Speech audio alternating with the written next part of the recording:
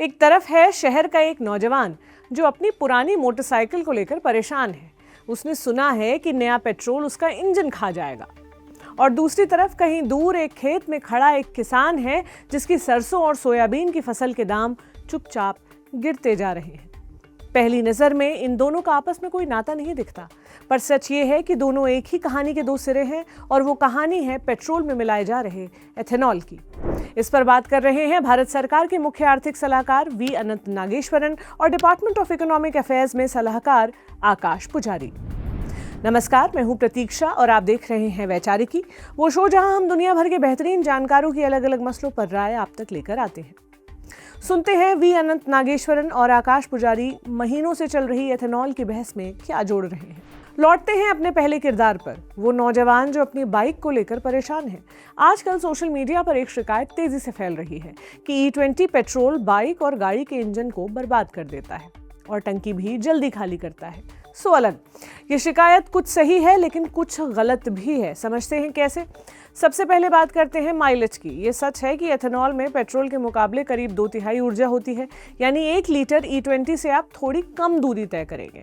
पर चूंकि E20 ईंधन में एथेनॉल सिर्फ 5वां हिस्सा है, तो कमी बस 6 से 7% की होती है, ना कि 30% की जैसा अफवाहों में उड़ाया जा रहा है। और एक फायदा भी है, इससे कार्बन मोनोऑक्साइड और बिना जले हाइड्रोकार्बन जैसी जहरीली गैसें कम निकलती हैं, जो पर्यावरण के लिए बेहतर है। लेकिन सबसे बड़ी चिंता ये है कि क्या ये इंजन को घिस देगा। इसका जवाब भी भरोसा देने वाला है। अमेरिका जो एथेनॉल के इस्तेमाल में दुनिया के अगुआ देशों में है, वहाँ की ओक रिज नेशनल लेबोरेटरी ने एक बड़ी जांच की। उसने 86 गाड़ियों को E20 के पेट्रोल पर कुल मिलाकर करीब 1 करोड़ किलोमीटर तक दौड़ाया और नतीजा, जो गाड़ियां E20 के लिए बनी तक नहीं थी, उनमें भी कोई ज्यादा घिसावट नहीं मिली। यही जांच भारत में ARAI यानी automotive research association of India ने भी की और नतीजा वही निकला।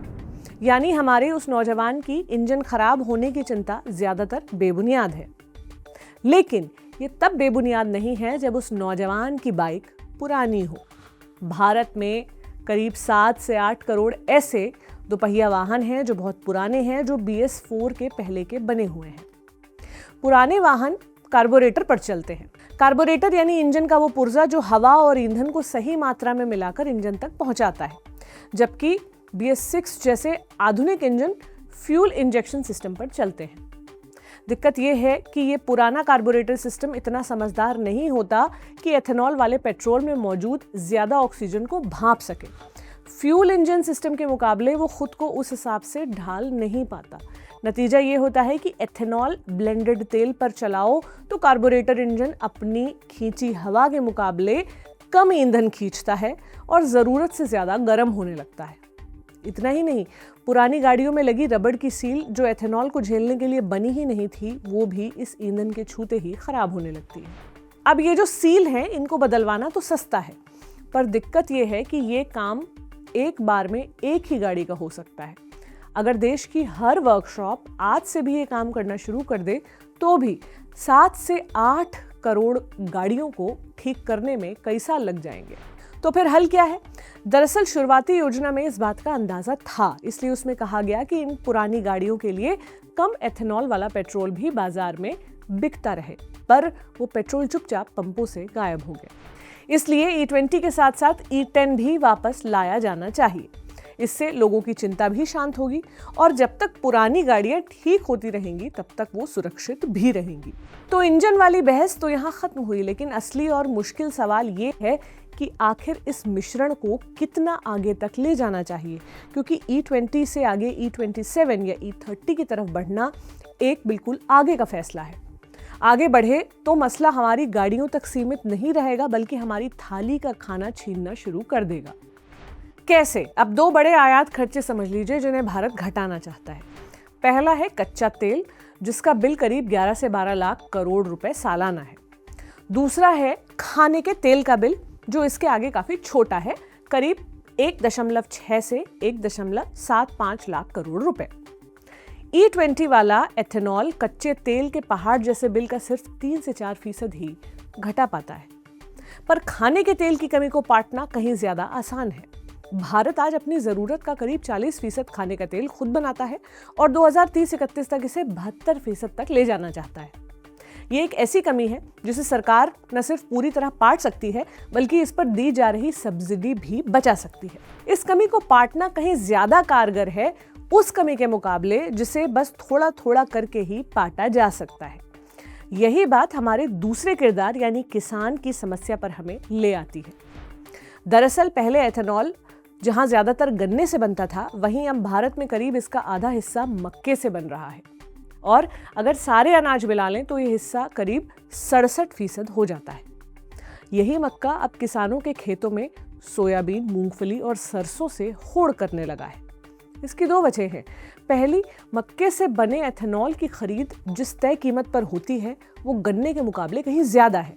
इससे मक्का उगाना हमेशा फायदे का सौदा बना रहता है, बाजार चाहे कुछ भी कहे। और दूसरी वजह हमारे किसान को दोहरी मार देती है। दरअसल एथेनॉल बनाने के बाद जो अनाज बच जाता है उसे जानवरों के चारे के तौर पर बेचा जाता है और ये चारा सोयाबीन मील से सस्ता पड़ता है, यानी वो चारा जो सोयाबीन से तेल निकालने के बाद बचता है। जब सोयाबीन से सस्ता चारा बाजार में आता है तो न सिर्फ सोयाबीन मील के दाम गिरते हैं बल्कि धीरे धीरे सोयाबीन के दाम भी गिर जाते हैं, यानी तिलहन उगाने वाले किसान को दोहरा नुकसान होता है। तो अब बाइक वालों की बात हो गई, किसानों की बात हो गई, लेकिन एथेनॉल से जुड़ी कोई भी चर्चा बिना पानी पर चर्चा किए खत्म नहीं हो सकती। आपने वो चौंकाने वाली सुर्खियां तो सुनी होंगी कि 1 लीटर एथेनॉल बनाने में हजारों लीटर पानी बह जाता है, पर ये आंकड़े असल में दो अलग अलग चीजों को आपस में मिला देते हैं। एक होता है ग्रीन वाटर, यानी बारिश का वो पानी जो फसल को कुदरती तौर पर वैसे भी मिल जाता है। दूसरा होता है ब्लू वाटर, यानी नदियों, नहरों, कुओं और जमीन के नीचे से पंप करके खींचा गया पानी। महाराष्ट्र और कर्नाटक जैसे राज्यों में गन्ना पहले से ही सूखते जा रहे इन्हीं ब्लू वाटर के स्रोतों से खूब पानी खींचता है। पानी को लेकर बनने वाला कोई भी नियम ये देखकर बनना चाहिए कि एथेनॉल बनाने में ब्लू वाटर कितना लग रहा है, ना कि कुल पानी। हालांकि इससे इतर पर्यावरण को होने वाले फायदे की दलील भी पूरी तरह पक्की नहीं है। वजह यह है कि E20 से आगे का जो भी मिश्रण होगा, जैसे E30 या उससे ऊपर, वो करीब का करीब पूरा का पूरा अनाज से ही आएगा। और भारत में हुए लाइफ साइकिल अध्ययन भी इस बात पर एकमत नहीं है अनाज से बना एथेनॉल दूसरे विकल्पों के मुकाबले सचमुच साफ है या नहीं। अगर हम खेती और उसे बनने में लगी ऊर्जा को गिन लें तो, यानी आगे बढ़ने की दलील शायद गहरी वैज्ञानिक जांच में टिक ही ना पाए। पर इसका ये मतलब बिल्कुल नहीं कि एथेनॉल कार्यक्रम ने कोई फायदा नहीं दिया। इसने गन्ना किसानों का बरसों से अटका बकाया चुकाया, गांव की आमदनी बढ़ाई और किसानों के लिए एक पक्का बाजार खड़ा किया। और वैसे भी E20 पर इस वक्त रुक जाना भी तर्कसंगत नहीं। इसकी कीमत है जैसे उत्पादन की उम्मीद में बना दी गई डिस्टिलरीज की क्षमता, आगे की मांग के भरोसे ले लिए गए कर्ज और चीनी का जरूरत से ज्यादा भंडार जिसे खपाने में एथेनॉल बड़ी मदद करता है। ज्यादातर सरकारी नीतियों की तरह ईमानदार रास्ता यही है कि फैसले से पहले दोनों पहलुओं को ध्यान से तौला जाए। तो फिर फैसला कैसे हो? लेखकों के कुछ सुझाव हैं। पहला, पुरानी गाड़ियों के लिए E10 पेट्रोल वापस लाया जाए। दूसरा, कीमत और पानी की उन गड़बड़ियों को ठीक किया जाए जो अनजाने में दूसरी फसलों के मुकाबले मक्के को फायदा पहुंचा रही हैं। तीसरा, खाने के तेल पर लगने वाले आयात शुल्क पर दोबारा नजर डाली जाए ताकि देश खाने के तेल के मामले में आत्मनिर्भर बन सके। और चौथा, फिलहाल E20 पर ही रुका जाए जब तक भारत खाने बनाम ईंधन के इस टकराव की पूरी कीमत ईमानदारी से न आंक ले। ये विचार थे वी अनंत नागेश्वरन और आकाश पुजारी के। इस पर आपकी क्या राय है हमें कमेंट बॉक्स में जरूर बताएं। ऐसे ही और वीडियोस के लिए देखते रहें इंडियन एक्सप्रेस हिंदी। शुक्रिया।